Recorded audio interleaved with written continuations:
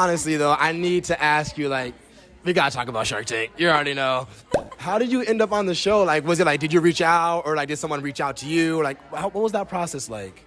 Yeah, so during COVID, and we were really early in the conception of the company, and I had moved out of my garage into a small factory to make steel hose, and I was trying to keep the lights on, and so we developed a home fitness set of steel hoses, 5, 15s, and 25s. We went on Instagram, started Instagram Lives, and I got a call in late May of 2020 from producers at Shark Tank, and I thought it was like an Ed McMahon moment, like I thought it was like Candy Kim or something, but it turned out to be of genuine interest, and they picked up our brand and product, thought it was a really great story, and wanted to feature us in the show. And so one thing led to the next. I enthusiastically jumped because I was a struggling, hustling, sometimes failing entrepreneur at the time. And so August of 2020 was invited to go out to Las Vegas in the height of COVID and film the show. And then we aired November 13th of that year. That's amazing.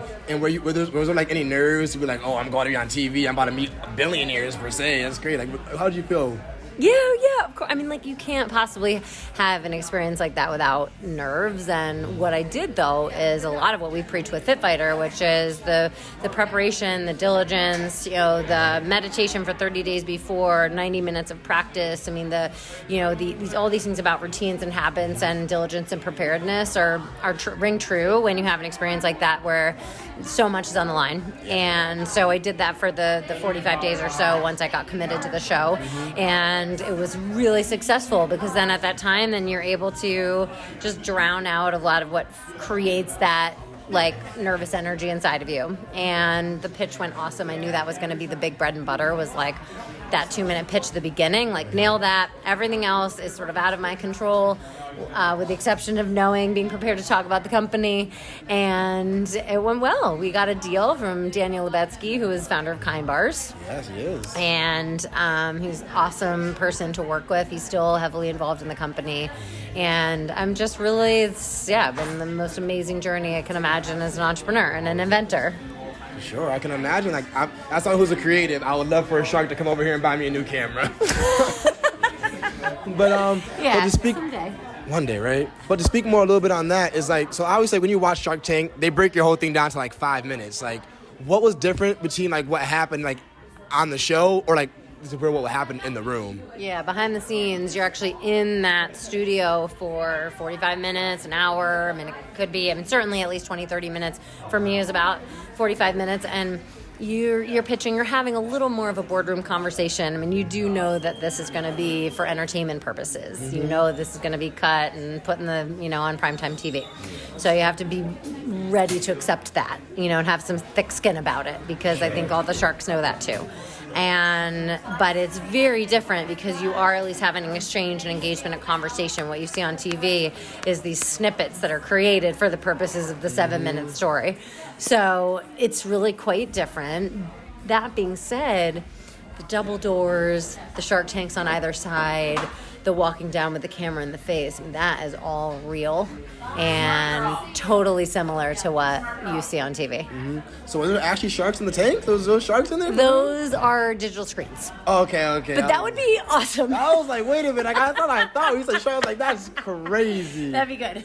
Okay, so and I think my last major question to you is like, how have you seen the business change or grow since you've been on Shark Tank? Like whether like Daniel caused a difference or just the publicity? Like, what happened?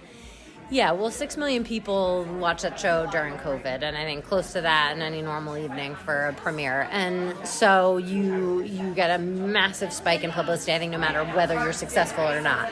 And so we had a huge spike in sales. For us, what was interesting was that it accelerated our entry into home fitness, a consumer market, which is not something I'd planned to do for a couple of years, because we have an innovation that has to be planted first in the industry with trainers and coaches like Steve Konka here at this gym. We have to do, in our industry, to have something that is long-term and truly disruptive, you have to go top-down, because there's very few influencers at the top of the pyramid where everything flows down from there that happens. And so if you're just the next, home fitness gaff or, the next fad object, then you're not going to have any staying power. So we built this big consumer market, and then we really backtracked and started to work again with partners and clients, like the gyms and the trainers, the professional athletes and teams, the colleges and high schools. And so we now supply training and equipment and programming for them, so that eventually will trickle back into people's living rooms and be something that in 20 years is, has like told the dumbbell to take a hike, because that's dangerous and hard and not fun anyway and hard to grip. And most people don't need to be using hard steel and all of the many, many strength training tools we think we need in a home gym. A steel hose. I always say, if I could give every human being a 15-pound steel hose and 90 minutes a week for the rest of their life, I can keep them strong.